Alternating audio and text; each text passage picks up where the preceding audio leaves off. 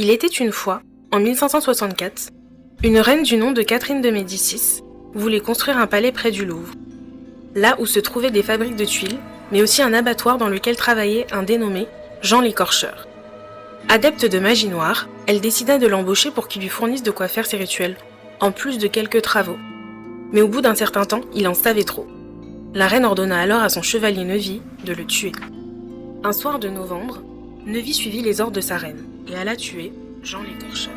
Mais Neuvy eut du mal et s'y reprit 3 fois pour y parvenir.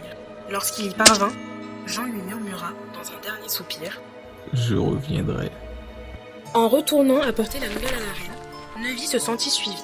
Il se retourna et vit Jean couvert de sang. Alors qu'il tentait de planter son épée, la silhouette avait disparu. Effrayé par ce qui venait de se passer, il courut jusqu'au lieu du crime. Il découvrit stupéfait que le corps de Jean avait disparu. À la place, il n'y avait plus qu'une flaque de sang. Il se hâta de rapporter à la reine ce qui venait de se passer. Mais en entendant son histoire, celle-ci éclata de rire. Il lui ordonna de prendre quelques jours de vacances afin de se remettre de ses émotions. Plus tard, en 1571, le fantôme réapparut à l'astrologue de la reine. Il annonça alors que Catherine de Médicis mourrait près de Saint-Germain.